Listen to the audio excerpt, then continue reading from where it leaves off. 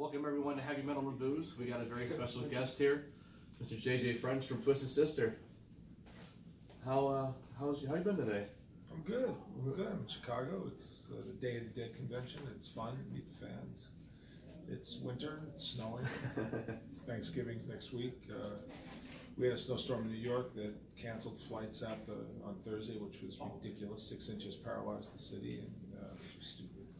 But we made it here. Okay. It's always good to be at these things because you kind of can connect to fans. Of course. Which is a good thing. Yeah. That's the one thing I always love about these conventions, because you get to, it's more intimate. You get to talk with the fans and such rather than just take a picture and get out. Right. So that's always a fun thing. But yeah, Days of the Dead Chicago. Is this the first kind you've done, or have you done? No, I've done a bunch of these. Okay. I'm sorry. I will. I normally tell people if you have T-Mobile, you don't have to worry about it because it never works anywhere. But, mine, for some reason, it's working, so I'm going to shut it off just to make sure it doesn't bother us. Now I've done a bunch of these things. Over the years, before these were formally considered conventions, and there were all sorts of strange events and meet-and-greets that happened in the New York area. We would do them too. But now they're much more formalized, and they're considered or based around rock or horror shows or Star Trek conventions, or Comic-Con, and it's become a big deal to somehow be a cultural icon and find a way to meet your fans. Okay. Now, we're going over a little bit of history of Twisted Sister. Started in 1972? Well, around that time? Yeah, the first rehearsal, I auditioned for the band in Christmas week of '72. Okay. Auditioned for a band called Silver Star. Okay. And that was the band that became Twisted Sister. Okay. And then when with style and music at the time, like how did the ideas come about to transition into the outfits that you would wear on stage in the 80s? Well, it was glam, and it was all glam. I was in the Allman Brothers cover band a month before I transitioned into a quote glam artist. Okay. By the virtue of receiving a couple of albums with a subscription to a magazine, and I looked at the cover, and Bowie was on the cover. It was about Space Oddity and Ziggy Stardust, and I looked at a picture of Mick Ronson and went, "Whoa, what's going on?" And that magazine came with 3 albums. Came with Lou Reed's Transformer, Bowie's Ziggy Stardust, and Martha Hoople's Mod. And I listened to these records, and up until this point, I was a Grateful Dead, Allman Brothers guy. Okay. And a hippie, uber hippie, and all of a sudden I saw this new thing, and I was 20 years old. I just turned 20. I went, "Wow, this is amazing." And I cut my hair off into a shag hairstyle and dyed it blonde, and said I want to be in a glitter band, and put feelers out, And so I got a phone call from this group who had heard about, they were looking for a guitar player for their glitter band. So it wasn't like a transformation in the band. It was already a band that wanted to be that. Okay. They wanted to be they were a Jersey band. They wanted to be a New Jersey version of the New York Dolls. So if you don't know, for people who don't know, the Dolls were, they were legendary, but they were terrible, and they were legendarily terrible, and they were awful. I'd seen them a lot. Yeah. In September of that '72, I saw them every Sunday at the Mercer Art Center, and they were great. They would look great. They just couldn't play, and I thought, man, if you could look that good and play, that would be great. And so when I got a phone call to join this band called Silver Star, they said, "Yeah, we look like the New York Dolls, but what we really play." They were players. Bass player was phenomenal. The drummer was a jazz drummer. The singer was a great singer. David Johansen's not a singer. He's okay, I guess. But, the Dolls were all attitude and looks and image and not much else. They really couldn't play. And I, coming from the Allman Brothers Dead world, you actually learn how to play your instruments, So, and when I joined this band, all these guys had been in bands like Yes cover band, like they were players, real players. They were not guys who just could play 3 chords. They were actual players. The bass player was a studied classical bass. He was an amazing musician. His hearing, he could just pick stuff up and play on key at perfect pitch. Okay. So I joined a band of real players, and that was the beginning. Okay. Well, what musicians inspired you to want to play the guitar? Oh, I started. I was 10 years old, and my brother taught me how to play. He was 10 years older than me, and I think I wanted to be better than somebody, like better than him, and I was 10. But the guitar player that first really got me was a blues guitar player named Mike Bloomfield from a band called the Paul Butterfield Blues Band. Okay. I heard their album, and I went crazy. I just said, well, I want to learn how to play like that. And this is the first time I said, I want to learn how to play like that. I mean, I was a super Beatles fan and a super Stones fan and a super Who fan and a Kings fan and all that, but I didn't care about playing like those guys. But when I heard this guy, Mike Bloomfield, whatever it is that that is the catalyst for your passion, he did it. So all of a sudden, I wanted to play like him. And then I heard Eric Clapton's Blues Breakers album, and I wanted to play like him. And then I heard Albert King, and I wanted to play like him. And this is all blues stuff. So I'm a blues guitar player more than anything else. Okay. It's those guitar players. You know, then I heard Chuck Berry, and I wanted to learn how to do what he did because I wanted to understand 2-note guitar runs, which is very rudimentary rock and roll. But it's Chuck Berry. It's like the foundation of everything. You know, like he's the founding father of guitar rock. Keith Richards very much was a fan of Chuck Berry. Well, so was George Harrison. I mean, George Harrison, you know, does the guitar solo on Roll Over Beethoven, which sounds just like Chuck Berry. they were both, you know, they were both big fans of Chuck Berry. So I got into Keith Richards, and although Keith isn't a great guitar player, he's an interesting guitar player, and I got into him only because through Chuck Berry. Okay. The Stones were a blues band. The Beatles were not a blues band. The Stones were actually a blues band. Then I went from the Stones to Clapton and John Mayall and the Yardbirds and Paul Butterfield Blues Band, and it all became really blues, Johnny Winter and stuff like that. That style of playing always spoke to me more than any other style of playing. But you felt the music. Yeah, I felt it. I felt the guitar style. I just loved it. And that's what that imbued me with the passion to play. Okay. Now you said you wanted to be better than somebody. Well, my brother. How did your brother take it when you started touring the world? Yeah, my brother's a school teacher and he's a folk guitar player. Very different styles. He's a great player. We just don't play the same kind of music, which is fine. Yeah, it's understandable. Yeah, it's totally fine. I mean, he plays for his family and his friends and whatnot, and he's a retired school teacher. So that's what his job. That's what he wanted to do. But he's a great folk player. Okay. You know, he learned how to play Travis picking because of my brother, which I've never ever had an occasion to use it in Twisted Sister stuff. It's kind of complicated, and I know how to do it. People say to me, "How do you do that?" And I said, "Well, I was 10. I learned. You know, otherwise I don't understand why I know it, but I know it." Yeah. So I give my brother credit for that. Okay. Well, there's always that foundation. So yeah, it's cool. How did it come about finding Dee doing the vocals? There's a movie. Did you see the documentary We Are Twisted Fucking Sister? Did you see I know it's on Netflix. Yeah, we should watch it because I could go through the whole thing and you could just watch it. And in 2 hours later, you'll know the whole story and I won't have to go through it. To people who are watching this, if you watch it's on Netflix. It was #1 documentary on Netflix for a month. Oh, wow. It tells a story. It's a crazy story. And we went through a million singers and drummers and bass players. And it just goes on. And the story of constantly being rejected, and constantly breaking up, or changing musicians, and hiring and firing, and it's a long way to the top if you want to rock and roll. AC/DC. Yep. So Dee was the 4th official lead singer. Yeah, well, he also made a very big impact too with the whole Congress thing and or Senate. With I think it was 30 years ago this year. Yeah, it's interesting. It's interesting because I don't think the band ever processed it because that. Yeah. But that's just the band. I think we were too busy doing something else, and I think there was too much other stuff happening at the time. But he certainly, I think, was stunned at the misinterpretation of what our music was. Oh yeah. It was fun stuff, and the videos were very cartoony. It wasn't a threat to the moral fabric of America the way we were accused of being. I think he was stunned by it, and I was stunned by it because the band was the straightest rock band in the world. We didn't allow drugs and alcohol in the band. We fired anybody who did it. So that's not the story of Motley Crue or anybody else. It's our story though. And so that's our thing. So we're so straight and we were so hardworking, and the fact that we were being accused of stuff when we were probably straighter than half those congressmen who were questioning us, who probably had alcohol and drug problems, and we didn't. So it was kind of ironic that we were probably more morally upstanding.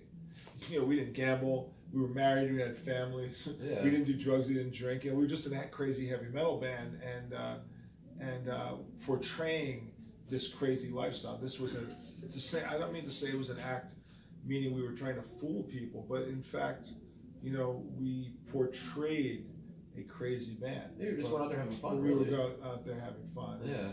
And just looking as crazy as we could and acting as crazy as we could. But when we went home to our families and our kids, and we didn't gamble, we didn't drink, and not for reasons other than the fact that we thought drinking was dumb and gambling was stupid, and not for any other reason other than if you do those things and you get in the way of us being successful because you're too stoned to show up on time or you're too drunk to be at a rehearsal, it affects my livelihood. So that's why we became so anti-drug and alcohol. Oh, that makes sense.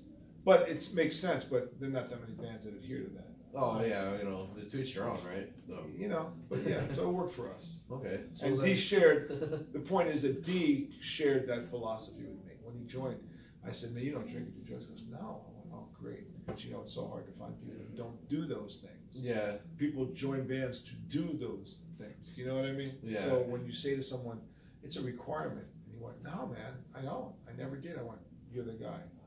Okay? Then, of course, he became, you know, a great songwriter and frontman. Yeah. So then flash forward to now it's 2018, obviously, almost 2019. Twisted Sisters retired. I keep seeing on the internet, one more show, one more tour. You know, you guys get back together. Look, you know, we did a 14-year farewell tour, and I said once before, never. I'm never going to say never again. Right now, I don't see it happening. I don't see a plan for it. Dee and I talk all the time. I mean, the band Twisted Sister is a corporation, and we are a licensing company, and we license our songs and our images, and we license. I mean, our songs, we're not going to take it. I Want to Rock are the most licensed songs in the history of heavy metal, and more TV shows, movies, soundtracks. But you know, Dee's off doing his thing. You know, Dee's has a solo record. Yeah. I have a speaking career. I'm a motivational speaker, a keynote speaker, and I write for magazines. I'm a writer. That's what I love. I don't really play guitar anymore. I do on occasion, but it's not my thing. I'm not really enjoying it.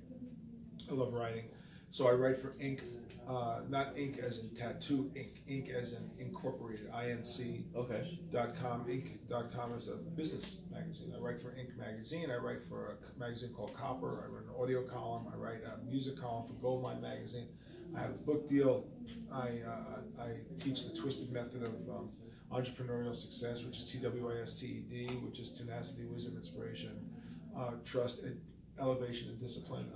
That is a process that I teach when I do keynotes and I do motivational speaking, and my book is based on. That's my focus. Okay. Eddie Ojeda just told me today he's working on another solo album. Okay, and cool. Mark Mendoza plays with a whole bunch of artists. Yeah. And Mike Portnoy plays with every band on the planet.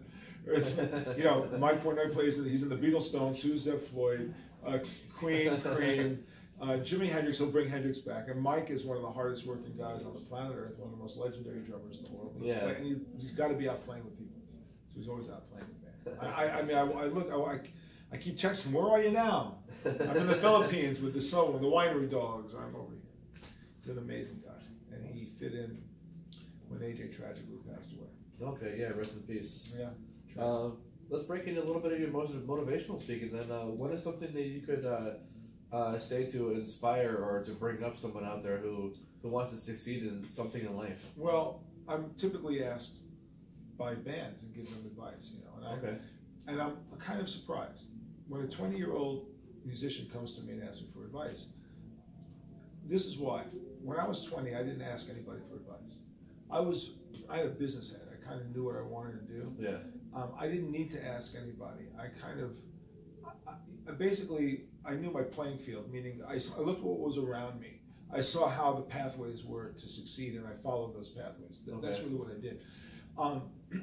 When a 20-year-old asks a 66-year-old person advice in the music industry, it's like if I was 20 years old and I asked Elvis Presley's management company, their road is not the road that I took. You understand? So my world and how I made it is not the way you're going to make it. You know, because when I was 20, gasoline was 29 cents a gallon. Yeah. Hotel rooms were $19 a night. A house rental was $300 a week. A truck rental was $25 a week. The drinking age was 18. There was thousands of clubs. You could work 7 days a week, playing cover material, you can make $300 to $400 a night right off the bat. Right off the bat, you're already making $2,000 a week, right? You're paying $300 a month for a house. You can rent a house, you can have a band, you can practice all your originals on your one day off. There was a pathway, and you did demos, and you tried to make a record deal. That was my world. That's not your world today. Oh, no. Gas is $5 a gallon. Drinking age 21. The clubs are almost non-existent. A house rental's $3,000 a week. Truck rental's $500 a week. Hotel rooms are $400 a night. Oh yeah. And you're still making the same $300. Yeah. If you're lucky. So obviously that's not the pathway for young bands. Obviously social media is the pathway. There's YouTube and there's all the social media outlets, and that's that world. So the first thing you have to do as somebody who wants a dream is look around you and see how someone else is doing at your age and copy them. It's really simple. I mean, it sounds almost too simple, doesn't it? It sounds almost too simple. It makes total sense. Look around you and go, those guys are my age. Those guys are my age. That's the kind of music I play. They're having success. I'm going to copy what they do. For starters, that's what you do. Yeah. Now, if you're really incredibly original, you may come up with a different version and a way to do it, figure out a little different, a little off kilter. But if you're not smart enough to observe your playing field, you shouldn't be in the business. If I have to tell you your image, you're in the wrong business. This is a business of creativity. You should know who you are. If you're coming to me because I'm telling you you're too green, you're too blue, you're too red, you're purple, and you follow my direction, that means you don't know who the hell you are. You let society choose who you are. I'm not interested in that. I don't need to tell you who you are. You need to tell me who you are. Exactly. If you don't know who you are, then get out. I mean, when Twisted started, we were a glitter band. That's exactly what we were. I didn't have to ask anybody if we were a glitter band. This is what we were. So this is what we did. We looked around and said, okay, this club is hiring glitter bands. This club is hiring glitter bands. You know, bands that play Bowie and Reed and Mott the Hoople. We didn't go and try to get booked in a room that played Grateful Dead music because that wasn't the room that we were going to play in. Yeah. This is not, I hate to say it's not rocket science, but it's, unfortunately, people miss this. This is just an example of the many things I talked about. Okay. I don't want to take any more of your time. That was a lot of information to take in right there. Well, I would like to say, if you know Twisted Sister and you're a fan, I appreciate your long-time loyalty or short-time loyalty or any loyalty at all. I appreciate it. The band has been around for 47 years. I'm the only original member. We've done over 9,000 performances. We have sold over 20 million records. We've got 30 gold and platinum albums from around the world. We've played with everybody you can imagine. The average crowd numbers on our final tour in 2016 were 65,000 people a night, twice over 100,000. We became really good at what we did. And we have a lot of friends in the business who became great. You know, Metallica is a great band. Judas Priest is a great band. Motorhead was, of course, Lemmy was very important to the band's career. AC/DC, we've always been, you know, incredibly impressed by them. Kiss, Alice Cooper, I mean, the list goes on of bands that came out when we started, and none of us thought we were going to last 40 or 50 years. And here we are 40, 50 years later, which is unbelievable. And we really owe it to the fans. So, yeah, and they still want you to come back and do more. Yeah, they do. So thank you for staying true to us and to all the bands I mentioned, and Scorpions, and the list goes on and on and on and on and on. You know, Slayer. There are just a ton of really amazing bands out there, and you got to support them. And you support the new ones, you support the classic ones. You know, but you can't force someone to like something. You know, either they like it and discover it, or they don't. So. I think if you're in a band and you want this kind of success, it takes a lot of hard work to get there, and hopefully you'll figure out your pathway and get there. Is there a new band that you like today, that's around today, that you think is going to go somewhere in the future without all the other bands are retiring? You know, no, because I think that the system as it's designed right now is for consumption and quick consumption and expulsion. So, but to be fair, if you were to have asked someone in 1973, do you think Kiss will be around in 40 years? They would say, what are you kidding? Like, who would be, right? It's impossible to know. You don't know. So when I listen to some of the younger artists, I'm like, okay, good. And if your sales justify your continuing ability to make money, good for you. Yeah. And if you wind up having a career, good for you. I'm not a fortune teller. Yeah. I don't know who's going to be around 30 or 40 years. I really don't, because I don't think Killers of Scorpions or Ozzy or Sabbath or Priest or AC/DC or Motley, I don't think any of us ever figured we were going to be around 40 years later. So it's impossible to say it. And more to the point, I'm a blues guitar player, so I listen to blues more than anything else. I don't really listen to current metal bands. Okay. So I know there's a million of them. Yeah. I mean, a million of them. You know, like if you look at bands like Lamb of God, for example, they've been around for a long time, but they haven't become massive yet, but they're on the cusp, and Avenged Sevenfold, of course, has reached those levels, and there's 3 Inches of Blood, and there's a lot of bands out there, time will tell whether they succeed or not. It's impossible to know, but I do know that Europe and South America are much better locations for bands like this than the U.S. The U.S. doesn't really support metal that much. I have noticed that too, and I actually I did an interview with Ryan McCombs from Soil, and he mentioned the same thing too. He lives in England now. He's from America, but he's mentioned a lot of England tours. A lot better to do it over Not there. just, but Germany and Sweden and Finland and Norway and Germany and Spain and France. I mean, there are massive festivals over there. Yeah, Sonosphere, Download. Wacken, Bang Your Head, Hellfest in France. I mean, these are massive, 100,000 people festivals. South America, Brazil, Rio may be the craziest country we ever played. Okay. Unbelievable. Mexico was the #1 Spotify country for Twisted Sister. Well, America doesn't seem to support metal as much as these other countries do, and that's the sad part. Because when you're a young, starving band in America, you can't afford to go there. Yeah. That's a real problem. Yeah, that's the truth too. That's a real problem, because if you got over there, you may experience a level of acceptance that you don't see here. Yeah. And we were fortunate in that we were a massive club band. But go see the movie, watch Swear Twisted Fucking Sister on Netflix before it's gone. It's been on there for 2 years now. And you'll see a story of perseverance, of a band that refused to give up. It's really an extraordinary story. People who look at it call me up and they go, man, I had no idea. For those who didn't know. So now that you know, there's so much stuff I gotta watch. You can email me after you watch and you go, oh my God. I will do that. I understand. Thank you. It's been an honor. Thank you so much for being on Heavy Metal and Booze. Thank you.